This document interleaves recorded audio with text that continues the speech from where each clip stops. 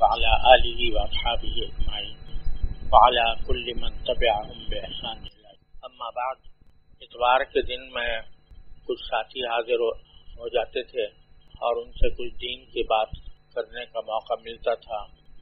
برسوں میں یہ مجلس منعقد کرتا رہا، لیکن مجھے کچھ ذاتی وارث تھے جس کی وجہ سے مغرب بات پر کرتا تھا، لیکن بہت سے ساتھیوں کا یہ خیال تھا کہ مغرب کے بعد اپنے دروس میں مشغول ہوتے ہیں، اس لیے اللہ کے نام پر یہ ارادہ کر لیا کہ اس وقت آدھے گھنٹے کے لیے یہ مجلس منعقد کر لی جائے.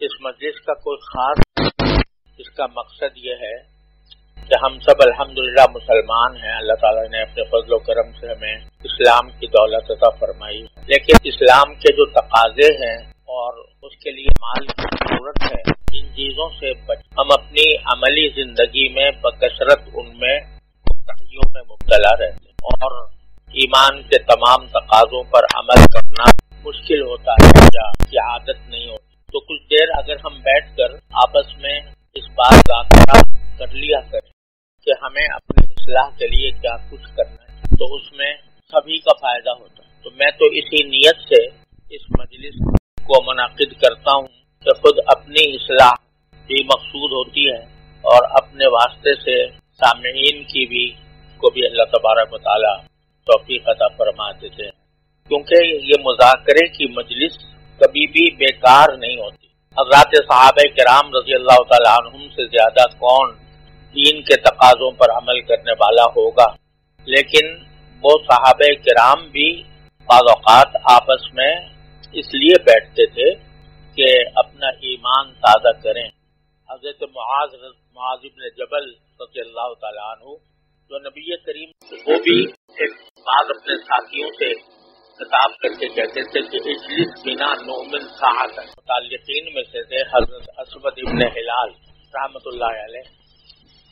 وہ فرماتے ہیں کہ مجھ سے حضرت معاذ ابن جبل رضی اللہ تعالیٰ عنہ نے یہ فرمایا کہ اجلس بنا نؤمن ساعۃ، آؤ ہمارے ساتھ بیٹھ جاؤ تاکہ کچھ دیر. اور یہ بھی فرمایا کہ بعض اوقات کسی اور سے بھی کہ وہ انسانوں کو بہکائے، غلط کام کی طرف آمادہ کرے، غلط کاموں کی طرف بلائے، شیطان کا کام ہی ہے. اور دوسری چیز جو پیدا فرمائی اللہ تبارک و تعالی نے وہ انسان کا اپنا نفس ہے. وَنَفْسٍ وَمَا سَوَّاهَا فَأَلْهَمَهَا فُجُورَهَا وَتَقْوَاهَا. اللہ تعالی نے ہر انسان کے دل میں ایک نفس پیدا کیا ہے. وہ نفس انسان کو اپنی خواہشات کے پیچھے چلنے کی تلقین کرتا ہے. تو یہ دو طاقتیں ساتھ ساتھ عمل کر رہی ہوتی ہیں. تو سارا زندگی کا معرکہ یہ ہے کہ بندہ جب اپنی دنیا کے اندر زندگی گزارے تو وہ اللہ تبارک و تعالی اور اللہ کے رسول صلی اللہ علیہ وسلم کے احکام پر عمل کرنے کی پوری کوشش کرے اور شیطان اور نفس کے داؤ سے ان کے حملوں سے اپنے آپ کو بچانے کا اہتمام کرے.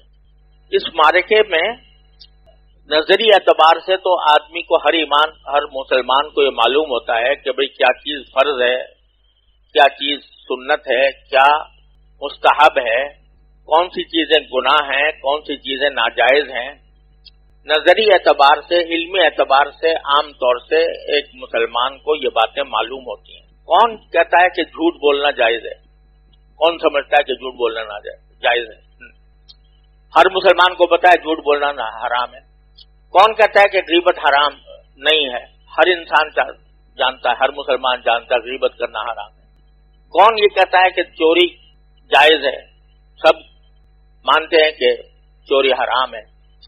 یہ ساری باتیں معلوم ہونے کے باوجود جب عمل کی دنیا میں بندہ آتا ہے تو اس وقت میں اس نفس اور شیطان اس کو ان گناہوں کے ارتکاب پر آمادہ کرتا ہے. اللہ تعالیٰ نے جتنے بھی احکام دیے ہیں وہ کچھ مثبت ہیں، کچھ منفی ہیں. یعنی کچھ ایسے ہیں جن کو کہا گیا کہ یہ کرو، اور کچھ ایسے ہیں کہ جن کے بارے میں فرمایا گیا کہ نہ کرو. کچھ مامورات ہیں، کچھ منہیات ہیں. تو شیطان اور نفس ان دونوں میں رکاوٹیں ڈالتے ہیں. جو مامورات ہیں جن کا حکم دیا گیا ہے اس میں نفس اور شیطان رکاوٹ ڈالتے ہیں. مثال کے طور پر الحمدللہ جتنے ہم بیٹھے ہیں اللہ تبارک و تعالیٰ کے فضل و کرم سے سب کو نماز کی توفیق ہو جاتی ہے اور نماز پڑھنے کے پابند ہوتے ہیں. لیکن نماز میں صرف نماز پڑھ لینا مقصود نہیں ہے بلکہ نماز کے ساتھ ساتھ خشوع بھی مطلوب ہے کہ نماز خشوع کے ساتھ ادا کی جائے, جماعت کے ساتھ ادا کی جائے اور خشوع کے ساتھ ادا کی جائے. اب شیطان جو ہے وہ اس میں رکھنے ڈالتا ہے کہ بعض اوقات جماعت کو جانے میں رکھنے ڈال دیتا ہے کہ یہ کام ضروری کر رہا ہوں وہ پورا کر لوں پھر جاؤں گا. اس میں انسان جو ہے وہ جماعت چھوٹ جاتی ہے. پہنچ بھی گیا تو جو مطلوب ہے خشوع کا وہ یہ ہے کہ بندہ اللہ تبارک و تعالیٰ کی بارگاہ میں حاضر ہو کر عاجزی کے ساتھ بندگی کے نقطۂ نظر سے بندگی کی نیت سے نماز پڑھے, جس کی تفسیر نبی کریم صلی اللہ علیہ وسلم نے یہ فرمائی کہ ان تعبد اللہ کأنک تراہ, اللہ کی ایسی عبادت کرو جیسے کہ اللہ کو دیکھ رہے ہو. لیکن شیطان اور نفس جو ہے وہ انسان کو اس خشوع کے حاصل کرنے میں رکاوٹ بنتا ہے. طرح طرح کے خیالات دل میں ڈال دیتا ہے, طرح طرح کے تصورات انسان کے ذہن میں دل میں پیدا ہو جاتے ہیں جو خشوع میں مانع ہوتے ہیں. اسی طرح تو اس لیے ضرورت ہے انسان کو کہ وہ مشق کرے اور اپنے آپ کو خشوع کی طرف لانے کی پوری کوشش کرے. اللہ تعالیٰ نے کسی کو اپنے قدرت سے زیادہ اور استطاعت سے زیادہ کا مکلف نہیں کیا, لیکن اپنی کوشش کرنا ہر انسان کے ذمہ واجب ہے, ہر مسلمان کے ذمہ واجب ہے کہ وہ نماز ہی نہ پڑھے بلکہ نماز میں خشوع حاصل کرنے کی کوشش کرے. اب یہ چیز ایسی ہے کہ اس میں ہم سب مبتلا ہو جاتے ہیں. تو ظاہر اگر بار بار ایک بات کا مذاکرہ ہوتا رہے اور ایک دوسرے سے گفتگو ہوتی رہے تو پھر اس جذبے میں قوت آتی ہے جو شیطان اور نفس کا مقابلہ کر سکے. اور کچھ منہیات ہیں یعنی جن سے اللہ تبارک و تعالیٰ نے منع فرمایا ہے, تو اس میں 5 چیزیں تو ایسی ہیں کہ الحمدللہ کسی مسلمان معاشرے میں خاص طور پر ہمارے ماحول میں تصور بھی نہیں ہو سکتا کہ کوئی شخص وہ گناہ کرے گا. مثلا شراب پینا ہے مثال کے طور پر, تو یہاں ہمارے اس معاشرے کے اندر ہمارے ماحول کے اندر شراب پینا مشکل ہے, اس سے بچنا مشکل نہیں. لیکن بہت سے گناہ ایسے ہیں کہ جو ہمارے معاشرے کے اندر پھیلے ہوئے ہیں, اس میں عالم جاہل شہری دیہاتی ہر آدمی مبتلا ہے. مثال کے طور پر آنکھ کے گناہ. یہ آنکھ اللہ تبارک و تعالیٰ نے اس لیے بنائی کہ اس کے ذریعے بندہ اللہ تبارک و تعالیٰ کی قدرت اور اس کی حکمت کے نظارے کرے. یہ آسمان کس طرح اللہ تعالیٰ نے بنا دیا, کس طرح سورج اپنا کام کر رہا ہے, کس طرح چاند اپنا کام کر رہا ہے, اور سب ایک خاص حساب کے ساتھ اللہ تبارک و تعالیٰ کے حکم سے چل رہے ہیں. کل فی فلک یسبحون, ہر ایک اپنے دائرے کے اندر تیر رہا ہے. تو یہ چیزیں دیکھے, خوشنما مناظر دیکھے, اس خوشنما مناظر کو دیکھ کر اللہ تعالیٰ کی قدرت اور اس کی رحمت اور اس کی حکمت کا مشاہدہ کرے.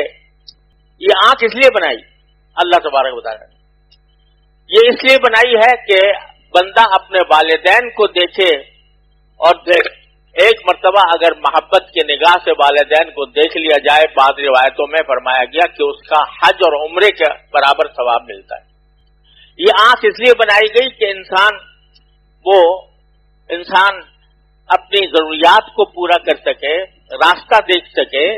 یہ سارے کام اللہ تبارک و تعالیٰ نے اس آنکھ کے ذریعے انسان کو دیے. اگر یہ نعمت کسی وقت چھن جائے تو اللہ بچائے, اس چھننے کے نتیجے میں جو مصیبت پیش آئے گی ہر انسان اس سے پناہ مانگتا ہے. اگر چند لمحوں کے لیے بھی بینائی چلی جائے تو انسان اپنی ساری دولت صرف کر دے گا کہ کسی طرح میری بینائی واپس آ جائے. اتنی بڑی نعمت اللہ نے مفت دے رکھی ہے. لیکن ساتھ ہی اللہ تبارک و تعالیٰ نے یہ حکم دیا ہے کہ یہ نگاہ کسی غیر محرم کے اوپر لذت لینے کے لیے ڈالنا یہ ابلیس کا ایک تیر ہے جس کے ذریعے انسان کو وہ تباہی کی طرف ڈالتا ہے. النظر سہم من سہام ابلیس. نگاہ جو ہے یہ ابلیس کے تیروں میں سے ایک تیر ہے. اب یہاں انسان کا امتحان ہوتا ہے کہ آیا وہ اس نظر کو صحیح استعمال کر رہا ہے یا غلط استعمال کر رہا ہے. اگر نگاہ کو انسان اس کام کے لیے استعمال کرتا ہے کہ میں کسی نامحرم کو لذت لینے کے لیے اس کو دیکھوں اور اس سے لطف اندوز ہوں، اس سے مزہ لوں، تو یہ ایسا ہے کہ اللہ تعالیٰ کی دی ہوئی ایک سرکاری مشین کو آپ اس کی نافرمانی میں استعمال کر رہے ہیں. اور اس میں ابتلا ہے بہت زیادہ. اچھے خاصے اہل علم، اچھے خاصے صلحاء، جب یہ امتحان آتا ہے نگاہ کا تو وہ شیطان اور نفس کے آگے ڈھیر ہو جاتے اور اس کے نتیجے میں نگاہ کو غلط استعمال کرتے ہیں. اب یہ ایسی بلا ہے، ایسی مصیبت ہے جس میں ابتلا عام ہے.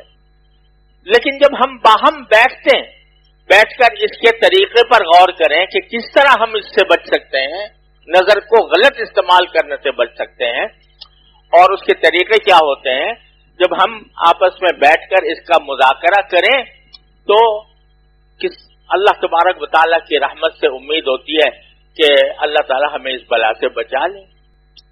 اور اس میں جو اس کے لیے ضرورت ہوتی ہے بعض اوقات کسی معالج کی کہ جو علاج بتائے. ایک آدمی مبتلا ہے بد نظری کے اندر تو وہ پوچھتا ہے کہ میں کس طرح اس بد نظری کو چھوڑوں، تو پھر کوئی معالج اس کو علاج بھی بتاتا ہے کہ اس کا راستہ یہ ہے، اس کا طریقہ یہ ہے. اس طریقے کے اوپر عمل کرنے سے اگر اس طریقے پر عمل کرے گا تو انشاءاللہ رفتہ رفتہ وہ چھوٹ جائے گا. وہ طریقے اگر ہم باہم بیٹھ کر ایک ساتھ بیٹھ کر ان کا مذاکرہ کریں اور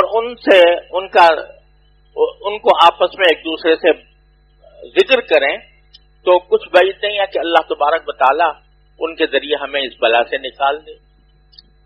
اب یہ ہمارے اس وقت جو موجودہ حالات ہیں اس میں اصلاح نفس کے لیے ہمارے تجربے کے مطابق حضرت حکیم الامت مولانا اشرف علی صاحب تھانوی قدس اللہ تعالی سرہ نے جو خدمات انجام دی ہیں اور جو اپنا ورثہ چھوڑا ہے وہ شاید اس وقت اصلاح نفس کے لیے اس سے زیادہ مؤثر اور اس سے زیادہ مفید چیز کوئی اور مجھے نظر نہیں آتی. ان کے ہاں ایک مستقل سلسلہ ایسا رہا کہ لوگ ان کے پاس جاتے تھے، ان کی صحبت میں رہتے تھے، ان کے ساتھ اصلاحی تعلق قائم کرتے تھے. اس اصلاحی تعلق کے نتیجے میں اپنے حالات بیان کرتے تھے کہ میرے ساتھ یہ معاملہ ہو رہا ہے، میرے ساتھ یہ معاملہ ہو رہا ہے، مجھے اس گناہ کی طرف رغبت ہو رہی ہے، مجھے اس گناہ کا دھیان ہو رہا ہے. حضرت والا اس کا جواب دیتے تھے اور وہ جواب جو ہے یہ پہلی بار ساری تصوف کی تاریخ میں واحد مثال ہے کہ شیخ اور مرید کے درمیان جو خط و کتابت ہوتی اور جو وہ سوال کرتے اور حضرت جواب دیتے اس کو مدون کر لیا، اس کو مرتب کر لیا. لہذا نفس اور شیطان کے جو حملے مختلف گناہوں کی شکل میں ہوتے ہیں، کبھی آنکھوں کا گناہ، کبھی زبان کا گناہ، کبھی ہاتھ کا گناہ، کبھی انسان کے باطن کا گناہ، وہ سارے کے سارے حضرت والا کی خدمت میں لوگ پیش کرتے تھے اور پوچھتے تھے کہ میں اس بلا میں مبتلا ہوں، کیسے نکلوں؟ حضرت اس کا علاج کا جواب دیتے تھے کہ اس کے مناسب حال کیا طریقہ ہو سکتا ہے وہ بتاتے تھے. وہ سارے معالجات اور سارے سوال و جواب پہلی بار اس پوری تصوف کی تاریخ میں پہلی بار یہ کام ہوا کہ شیخ اور مرید کے درمیان جو خط و کتابت ہوئی وہ محفوظ کر لی گئی اور اس کو مدون کر کے ابواب کی شکل میں تربیت السالک کے نام سے 2 جلدوں میں کتاب تیار ہو گئی. اور اس میں جتنے نفس کے حملے کے جتنے راستے ہوتے ہیں وہ سارے کے سارے اسے موجود ہیں. اخلاق حمیدہ کس طرح حاصل کیا جائے اور اخلاق رذیلہ سے کس طرح بچا جائے، وہ سارے معالجات وہ اس کے اندر موجود ہیں.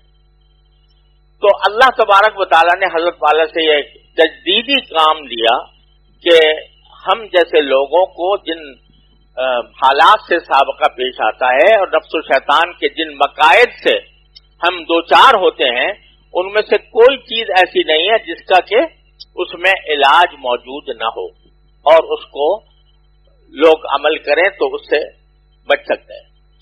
تو اس لیے ہم اس مجلس کے اندر در حقیقت انہی کی تعلیمات اور انہی کے ملفوظات اور انہی کے بتائے ہوئے طریقوں کو کا مذاکرہ کرتے رہیں تو کچھ بعید نہیں ہے کہ اللہ تبارک و تعالی ہمیں نفس و شیطان کے حملوں سے بچا لے. اب یہ کچھ تو ظاہری گناہ ہوتے ہیں، جیسے ابھی میں نے عرض کیا کہ آنکھ کا گناہ، زبان کا گناہ ہے. زبان کا گناہ بھی ظاہر کا گناہ ہے کہ غیبت یہ ایسی بلا ہے کہ کوئی ہی مجلس ہماری مشکل سے خالی جاتی ہوگی جس میں کسی کی غیبت نہ ہو رہی ہو. حالانکہ حدیث میں اس کو زنا سے بدتر جرم قرار دیا گیا، لیکن ہماری مجلسوں میں غیبتیں ہوتی ہیں. اب کیسے بچیں اس سے اور اس کا کیا طریقہ ہو، یہ بھی مذاکرے کا ایک حصہ ہے کہ جس کے ذریعے ہم کوشش کریں کہ اللہ تعالی ہمیں اس بلا سے بچائے. اسی طرح کچھ گناہ ہیں جو باطن کے، اور وہ باطن کے گناہ جو ہیں وہ ظاہر کے گناہ سے زیادہ سخت ہیں. مثال کے طور پر کوئی عبادت بغیر اخلاص کے قبول نہیں ہوتی جب تک وہ نیک نیتی سے اللہ تبارک و تعالیٰ کی رضا کی خاطر انجام نہ دی جائے.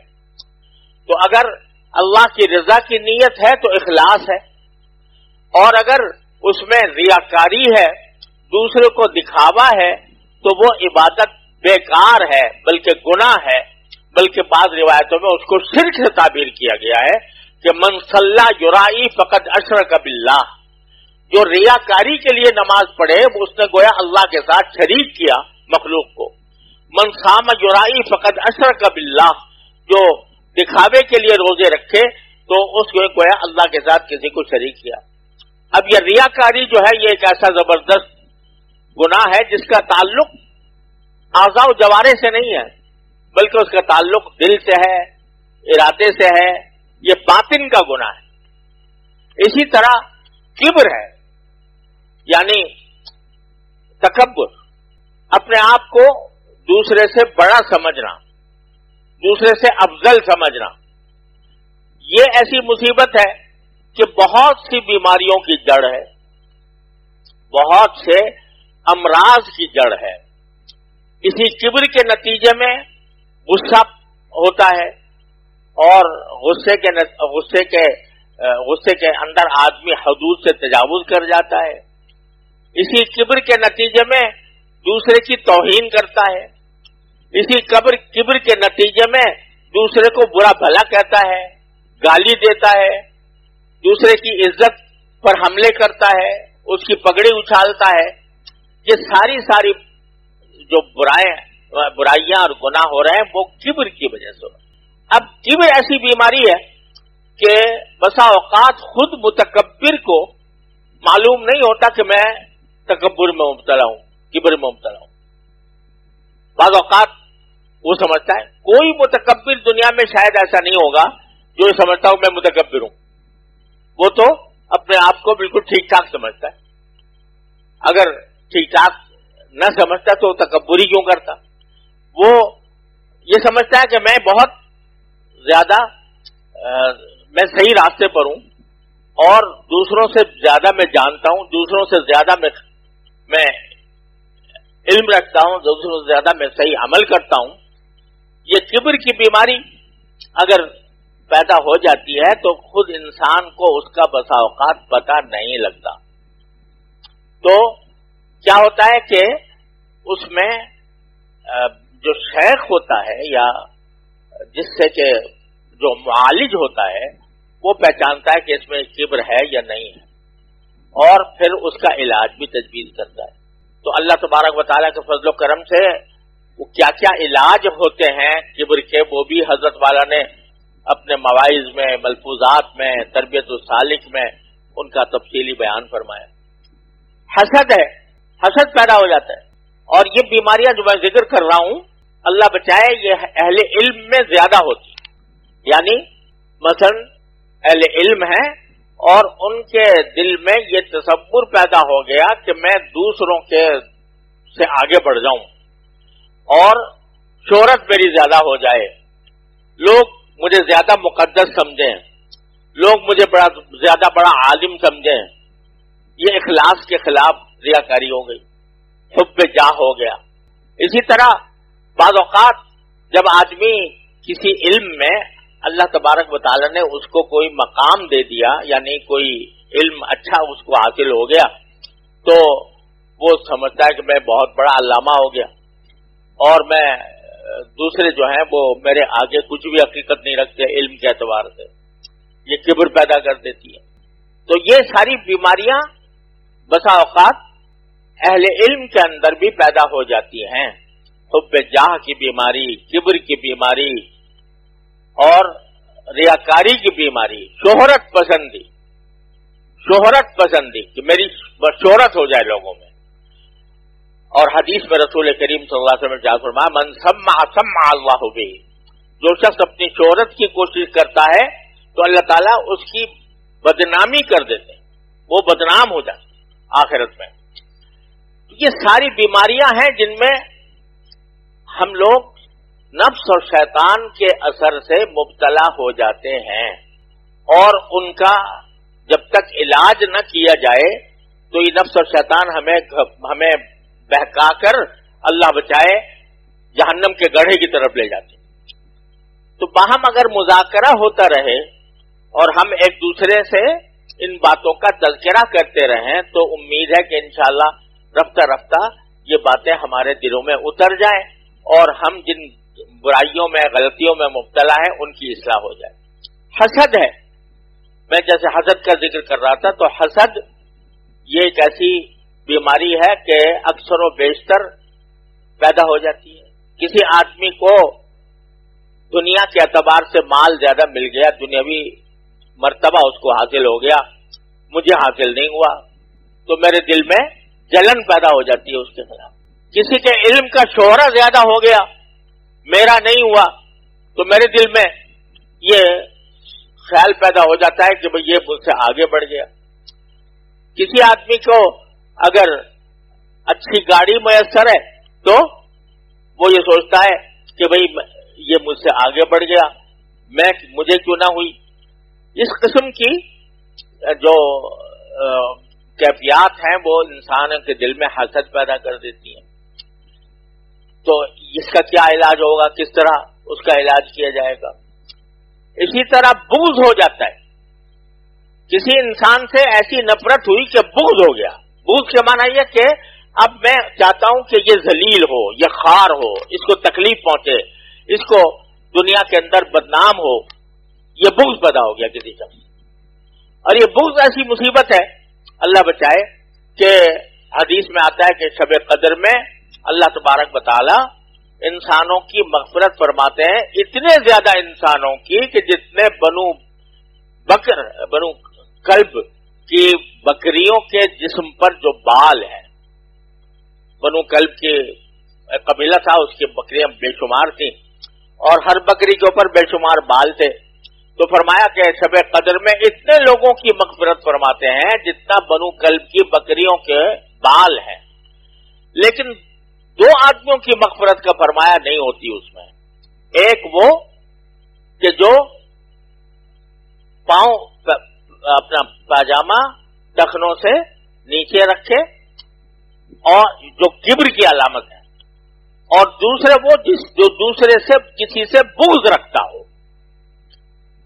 بغض رکھنے کے معنی کیا ہے؟ دوسرے کی بدخواہی، دوسرے کے بارے میں یہ تصور کرنا کہ اس کے پاس مال ہے تو وہ چلا جائے، یا اس کے پاس اگر عزت ہے تو وہ بے عزت چلی جائے، یا اگر مشہور ہے تو اس کی شہرت ختم ہو جائے، یا اگر کوئی بھی اچھائی اس کے پاس ہے وہ ظاہر ہو جائے. بدخواہی کسی کی، یہ ایسی خطرناک چیز ہے کہ شب قدر میں بھی ایسے آدمی کی مغفرت نہیں ہوتی. لیکن بہت سی مرتبہ ہم مبتلا ہو جاتے ہیں، کسی آدمی کے ساتھ بغض ہو گیا.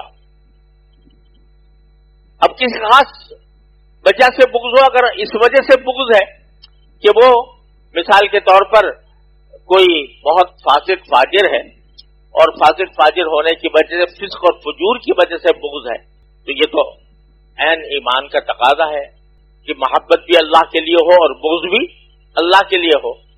لیکن کسی کی ذات سے بغض ہو جانا، کہ اگر وہ اپنی اصلاح بھی کر لے تب بھی میں تو اس کو بدخواہی کروں گا اس کے ساتھ. تو یہ بغض ایسی چیز ہے کہ جو انسان کو اللہ تعالیٰ کی مغفرت سے بھی روکتی ہے. یہ سخت بیماری ہے. تو یہ جو ہم لوگ نفس اور شیطان کے حملوں کا شکار ہیں مستقل، اپنے اعمال ظاہرہ میں بھی اور اپنے اعمال باطنہ میں بھی، اور باطنہ میں زیادہ، ظاہرہ میں کم.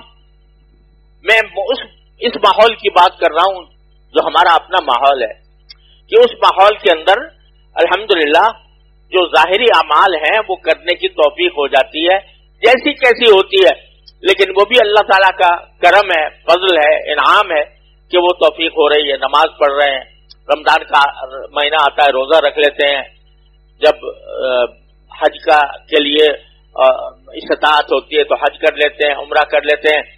یہ ظاہری اعمال بظاہر درست ہو رہے ہیں، لیکن ان ظاہری اعمال کی جو روح ہے کہ وہ اللہ کے لیے ہو، اخلاص کامل ہو، اور ان کے اندر خشوع ہو، تعلق مع اللہ ہو، اللہ تعالیٰ کے ساتھ محبت ہو، اللہ تبارک و تعالیٰ کی طرف رجوع کرنے کی توفیق ہو. یہ ساری باتیں جو ہیں یہ ان اعمال میں روح پیدا کرتی ہیں.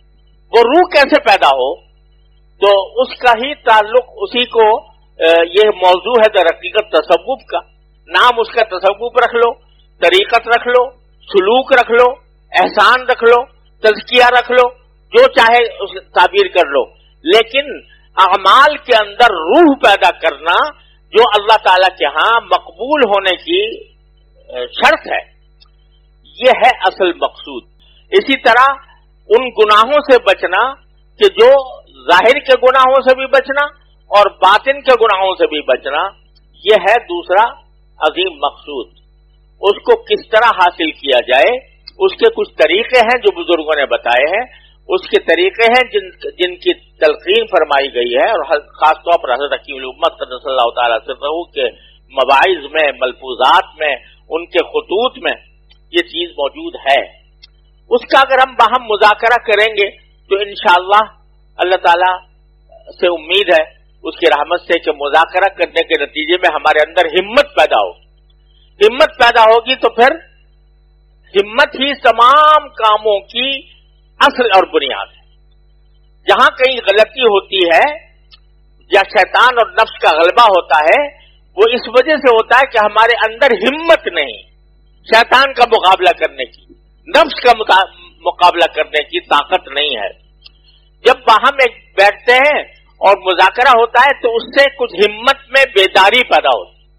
ہمت میں بیداری پیدا ہوتی ہے تو پھر شیطان اور نفس سے مقابلہ بھی آسان ہو جاتا ہے. رفتہ رفتہ آدمی اس کا عادی بن جاتا ہے. تو ہمارا جو اس اجتماع کا اصل مقصود ہے وہ ہمت پیدا کرنا. کاہے کی ہمت کہ معمورات کی پابندی اور منہیات سے یعنی گناہوں سے بچنے کی کوشش، اس کی ہمت پیدا کرنا. یہ ہمت باہمی مذاکرے سے اور بار بار ایک بات کے سننے اور کہنے سے وہ ہمت بیدار ہوتی ہے. ہمت بیدار ہوتی ہے تو وہ سارے کاموں کی جڑ ہے. آدمی اگر کوئی طاعت انجام دیتا ہے اس کے لیے ہمت کی ضرورت ہے. اگر کسی گناہ سے بچتا ہے تو ہمت کی ضرورت ہے.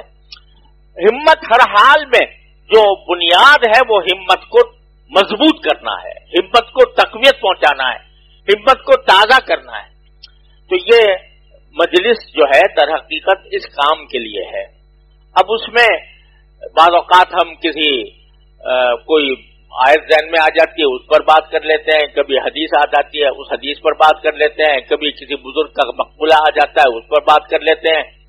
مقصود سب کا ہمت تازہ کرنا، تاکہ ہم اس ہمت کو استعمال کر کے شیطان اور نفس کے حملوں سے بچ سکیں. یہ ہے مقصود اس اجتماع کا، یہ اس مجلس کا. تو انشاءاللہ اللہ تعالی نے توفیق عطا فرمائی تو ہر ہفتے یہ ہم اس وقت جمع ہوں گے، اور اللہ تبارک و تعالیٰ سے دعا ہے کہ اللہ تعالیٰ اپنے فضل و کرم سے اس اجتماع کو ہمارے لیے نافع بھی بنائے اور مقبول بھی بنائے، اور اس کے ذریعے ہمیں ہماری روز بروز اصلاح ہوتی جائے اور ہماری اصلاح کے لیے اس مجلس کو نافع بنا دے. دعا بھی کریں. اللہم صلی علی سیدنا محمد وعلی آل سیدنا محمد کما صلیت علی ابراہیم وعلی آل ابراہیم انک حمید مجید. یا اللہ اپنے فضل و کرم سے اپنی رحمت سے ہمیں اپنی اصلاح کی طرف متوجہ فرما دیجیے اور اپنی اصلاح کی توفیق عطا فرمائیے. یا اللہ ہم سب کو ہمت عطا فرمائیے کہ آپ کے مامورات کی اتباع کریں اور آپ کے منہیات سے بچیں.